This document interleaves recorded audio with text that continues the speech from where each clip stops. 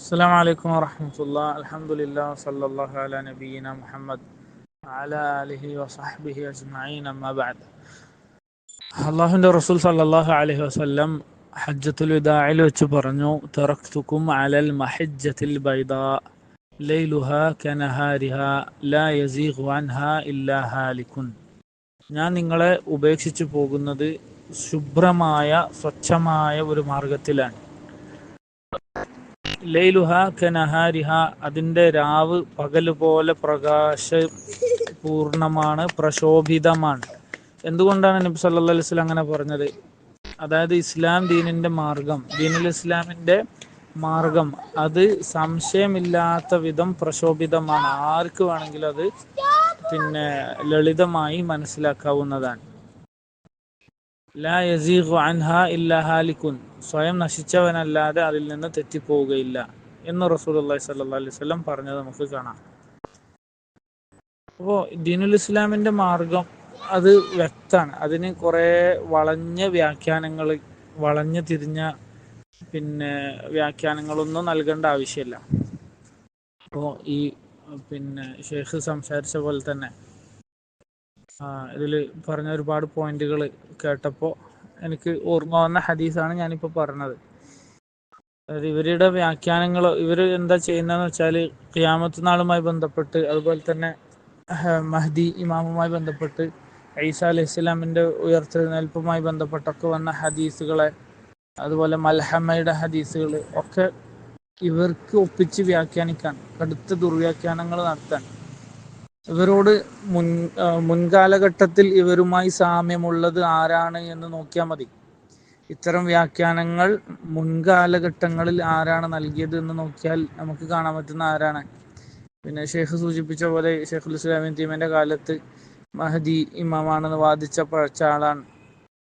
നമ്മളെ നാട്ടിൽ ജീവിച്ചു പോയ അഹമ്മദിയാക്കളാണ് ഇത്തരം വ്യാഖ്യാനങ്ങൾ കൊണ്ടുവന്നത് എന്ന് നമുക്ക് വ്യക്തമായിട്ട് കാണാൻ പറ്റും. അപ്പോൾ അവിടെ നിന്ന് തന്നെ മനസ്സിലാക്കാം ഇതെന്തല്ല, ഹക്കല്ല, ബാത്തിലാണെന്നുള്ളത്. അള്ളാഹു സുബ്ഹാനഹു വ തആല നമുക്ക് തന്ന ഈ ഹിദായത്തിന്റെ വെളിച്ചം എന്ന് പറഞ്ഞാൽ അലൈക്കും ബിസുന്നതി വസുന്നത ഖുലഫാഇ റാഷിദീൻ അൽ മഹ്ദിയീൻ എന്നതാണ്.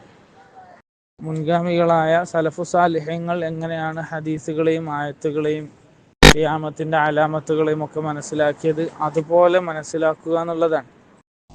അതുപോലെ തന്നെ ഇബ്നു അബ്ബാസ് റളിയല്ലാഹു അൻഹു ഖവാരിജുകളുടെ ടെന്റിൽ പോയിട്ട് ചോദിച്ച ചോദ്യം, നിങ്ങളുടെ കൂട്ടത്തിൽ ഇൽമുള്ള ഒരൊറ്റ സഹാബിയെയും ഞാൻ കാണുന്നില്ലല്ലോ എന്ന ചോദ്യം.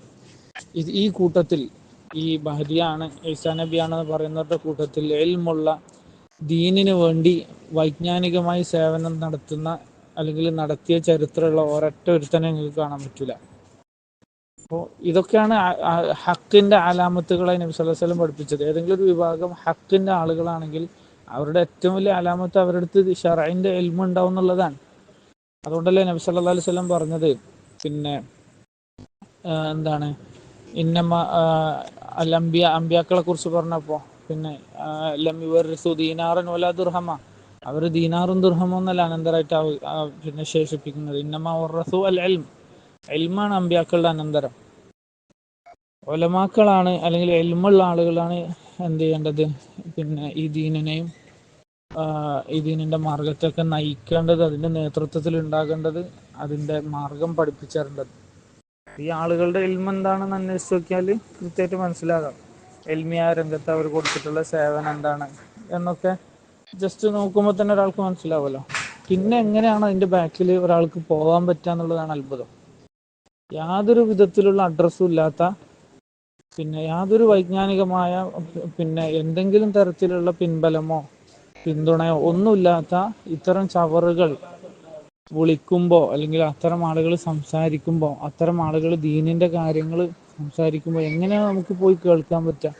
എങ്ങനെയാണ് നമ്മൾ അവർക്ക് ചെവി കൊടുക്കുക? സുബ്ഹാനല്ലാഹ്, നമ്മൾ വളരെ പേടിക്കേണ്ട ഒരു സംഗതിയാണത്. ഇപ്പോൾ മുകളിൽ ഒരു സഹോദരന്റെ വോയിസ് ഇട്ടല്ലോ, അദ്ദേഹം അറിയാതെ പോയി പെട്ടതാണ്. പക്ഷെ നമ്മളൊക്കെ വളരെ ശ്രദ്ധിക്കേണ്ട ഒരു കാര്യമാണത്. നബി സല്ലല്ലാഹു അലൈഹി വസല്ലം പറഞ്ഞു, ഇബ്നു സീരീന്റെ ഖൗലുണ്ടല്ലോ സഹീഹ് മുസ്ലിമിലെ മുഖദ്ദിമയിൽ, ഇന്ന ഹാദൽ ഇൽമ ഹുവദ്ദീൻ, അത് നമ്മളെപ്പോഴും ഖൽബിൽ എഴുതി വെക്കേണ്ട സാധനമാണ്. ഇന്ന ഹാദൽ ഇൽമ ഹുവ ദീൻ. ഈ ഇൽമു എന്ന് പറഞ്ഞാൽ അത് ദീനാണ്. അൽ ഇൽമു ഖാല അല്ലാഹു വഖാല റസൂലു എന്നല്ലേ. ഇൽമു എന്ന് പറഞ്ഞാൽ അള്ളാഹു റസൂലും പഠിപ്പിച്ചതാണ്. അപ്പൊ ഇങ്ങനെ ആർക്കും എന്തും പറയാം എന്നതല്ല ദീന്. അത് നമ്മൾ വളരെ ഗൗരവത്തോടു കൂടി മനസ്സിലാക്കണം. അപ്പൊ നമ്മൾ ഇത്തരം ആളുകൾ യാതൊരു കാരണവശാലും അവർ സംസാരിക്കുന്നത് കേൾക്കാനോ അവരുടെ സംസാരങ്ങളോ പ്രചരിപ്പിക്കാനോ ഒന്നും പാടില്ല. അത് വളരെ ശ്രദ്ധിക്കാം.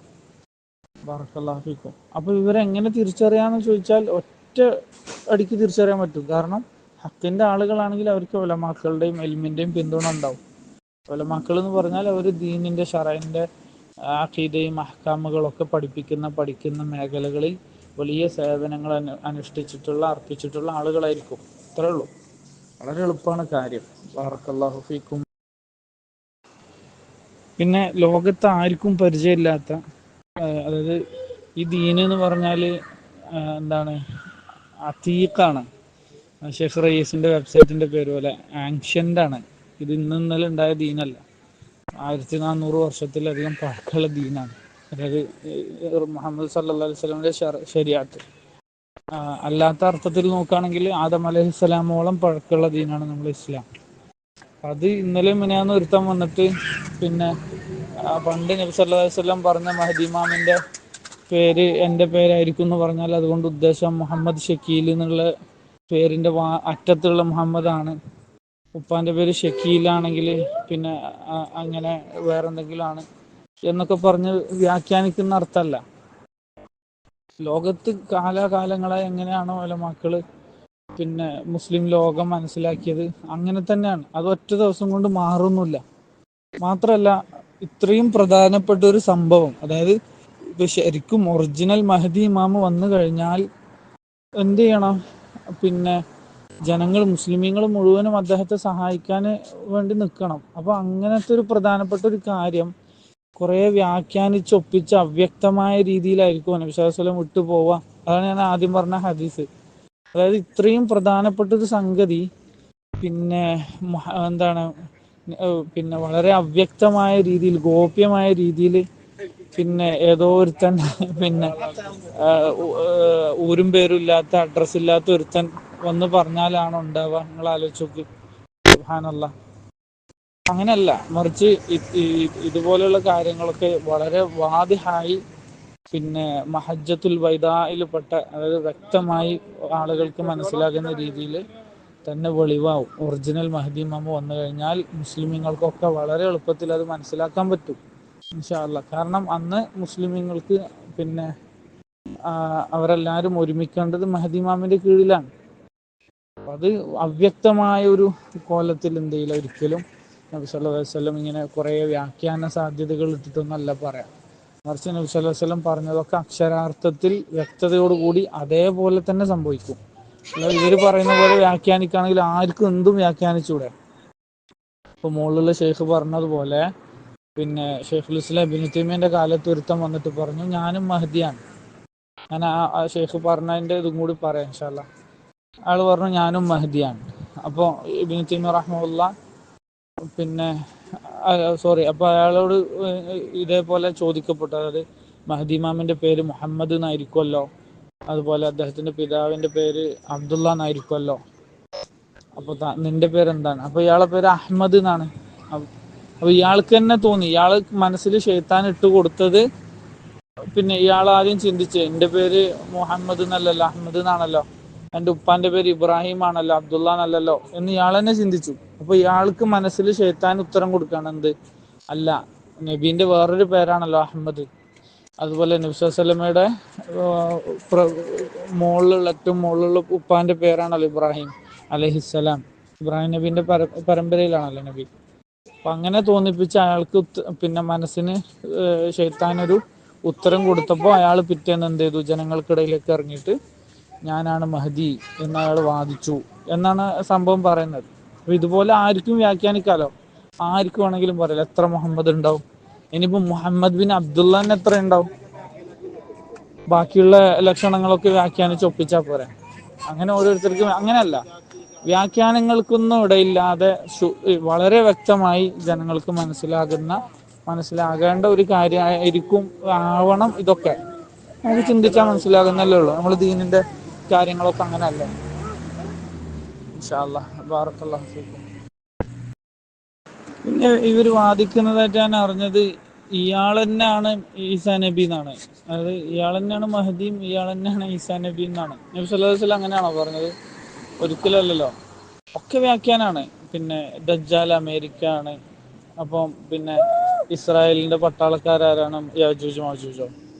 എന്താണ് ഇവർ പറയുന്നത്? നബി സല്ലല്ലാഹു അലൈഹി വസല്ലം അമേരിക്കനെ പോലെയാണോ ദജ്ജാലിനെ പഠിപ്പിച്ചത്? ആണോ? അങ്ങനെ ഒരിക്കലും അങ്ങനെയല്ലല്ലോ. നമുക്കൊക്കെ വ്യക്തമായിട്ട് അറിയാവുന്ന കാര്യമല്ലേ. എത്രത്തോളം എന്ന് വെച്ചാൽ സ്വഹീഹ് മുസ്ലിമിലുള്ള പിന്നെ മുഅല്ലഖ പിന്നെ ഇതായി വന്ന ഹദീസ് സ്വഹീഹാണ്. പിന്നെ സ്വഹീഹ് മുസ്ലിം വന്ന ഹദീസല്ലേ. പിന്നെ ഉബയ്യ് ഇബ്നു കഅബ് ആണോ തമീമുദ്ദാരി ആണോ എനിക്ക് ഓർമ്മയില്ല കേട്ടോ. പിന്നെ ഏതൊരു ഇത് രണ്ടിലൊരു സഹാബി മുസ്ലിമായി വന്നപ്പോൾ പിന്നെ തമീമുദ്ദാരിയാണെന്നല്ലോ, തമീമുദ്ദാരി പിന്നെ മുസ്ലിമായി വന്നിട്ട് പിന്നെ പറഞ്ഞ കാര്യം, അവർ കപ്പലിൽ യാത്ര ചെയ്തപ്പോൾ ദജ്ജാലിനെ കണ്ട സംഭവം. ദജ്ജാൽ ഇപ്പോഴും ജീവിച്ചിരിക്കുന്നുണ്ട് ഭൂമിയിൽ എവിടെയോ, ആർക്കും അറിയാത്തൊരു സ്ഥലത്ത് ദജ്ജാൽ ജീവിച്ചിരിക്കുന്നുണ്ട് എന്ന് നബി സല്ലല്ലാഹു അലൈഹി വസല്ലം സ്ഥിരപ്പെടുത്തിയതാണ് റസൂലുള്ളാന്റെ കാലത്ത്. അപ്പൊ അള്ളാന്റെ റസൂലിന്റെ കാലത്ത് അമേരിക്ക ഉണ്ടോ? എന്താണ് ഈ മണ്ടന്മാര് പറയണത്? അസ്തഗ്ഫിറുല്ലാഹ്. അപ്പോൾ സുബ്ഹാനല്ലാഹ് ഒക്കെ ഈ പറഞ്ഞ പോലെ ആദ്യം ഒരു ദലാലത്ത് ഉണ്ടാക്കുക, എന്നിട്ട് ആ ദലാലത്തിനനുസരിച്ചിട്ട് പ്രമാണങ്ങളെ വ്യാഖ്യാനിക്കുക. അതാണ് ഇവർ ചെയ്യുന്നത്. ദലീലുകളിൽ ഉള്ളത് അതുപോലെ വിശ്വസിക്കലാണ് അഹ്ലുസുന്ന. അല്ലാതെ ആദ്യം ഒരു ആശയം ഉണ്ടാക്കിയിട്ട് ആശയത്തിനനുസരിച്ച് ദലീലുകളെ വ്യാഖ്യാനിക്കലല്ല അഹ്ലുസുന്ന. അത് നമ്മൾ പ്രത്യേകം മനസ്സിലാക്കണം. അഹ്ലുസുന്നയും അഹ്ലുൽ ബിദ്അയും തമ്മിലുള്ള ഏറ്റവും വലിയ പിന്നെ എന്താണ് വ്യതിരിക്തത എന്താണ്? അഹ്ലുസുന്ന ദലീലിനനുസരിച്ച് ദീനിനെ വ്യാഖ്യാനിക്കും. അഹ്ലുൽ ബിദ്അത്ത് അവരുടെ ബിദ്അത്തിനനുസരിച്ച് ദലീലിനെ ദുർവ്യാഖ്യാനിക്കും. അത് നമ്മൾ വേർതിരിച്ച് മനസ്സിലാക്കുക. അതോടൊപ്പം വീണ്ടും വീണ്ടും ഓർമ്മപ്പെടുത്താണ് പ്രിയപ്പെട്ട സഹോദരന്മാരെ, നമുക്കൊക്കെ ഉള്ള ഒരു പ്രശ്നമാണ് നമ്മൾ ഈ ദലാലത്തുകൾ. അതിന് ഖുറാഫി ഖുബൂരിയുടെ പ്രസംഗമായാലും അത് ഇനിയിപ്പോൾ നമ്മളെ ഉസ്താദുമാർക്ക് മറുപടി പറയുന്ന ഖുറാഫികളുടെ പ്രസംഗമായാലും നമുക്കിത് ഹക്കാണെന്ന് ഉറപ്പുണ്ടല്ലോ, നമുക്ക് ബോധ്യമുണ്ടല്ലോ. ഈ തൗഹീദും ഈ സുന്നത്തും ഈ ഇൽമും ഈ ഉലമാക്കളും ഇത് പിന്നെ എന്താണ് ഹിദായത്താണ്, ഇതുകൊണ്ട് എനിക്ക് സ്വർഗത്തിൽ കയറാൻ പറ്റും എന്ന് ഉറപ്പുണ്ടല്ലോ. അത് നഷ്ടപ്പെടുന്നതിനെ പറ്റി നമുക്ക് വല്ലാത്തൊരു പേടിയും ഭയവും ഉണ്ടല്ലോ. എങ്കിൽ പിന്നെ നമ്മൾ ഈ ദലാലത്തുകൾ കേൾക്കാൻ പോകരുത്, അത്തരം സംസാരങ്ങൾ കേൾക്കുക ചെയ്യരുത്. പ്രത്യേകിച്ച് നമ്മൾ സ്വയം ചിന്തിക്കുക, നമ്മളെ അറിവ് എത്രയാണ്, നമ്മൾ തൗഹീദ് നമ്മൾ എത്ര പഠിച്ചു, നമ്മൾ ശിർക്ക് എത്ര പഠിച്ചു, നമ്മൾ അഖീദയും മൻഹജൊക്കെ എത്ര മനസ്സിലാക്കി പഠിച്ചു, നമ്മളെ ഇൽമിൻ്റെയും ഈമാനിൻ്റെ ഒക്കെ ദുർബലത എത്രത്തോളം ദുർബലാണ് എന്ന് നമ്മൾ ആലോചിച്ച് നോക്കി. സുബ്ഹാനല്ലാഹ്. അപ്പോൾ നമുക്ക് ഒരിക്കലും ഇങ്ങനത്തെ പിന്നെ കാര്യങ്ങളൊന്നും കേൾക്കാനോ അല്ലെങ്കിൽ അതിനൊന്നും ചെവി കൊടുക്കാനോ തോന്നൂല ഇൻഷാ അല്ലാഹ്. അതൊക്കെ ഒരു പാഠമായി ഉൾക്കൊള്ളുക. ഇത്തരം ആളുകളെ കാണുമ്പോൾ കണ്ടെടുത്ത് വെച്ച് പിന്നെ ആട്ടിവിടുക ഇൻഷാ അല്ലാഹ്. ബറക്കല്ലാഹു ഫീക്കും.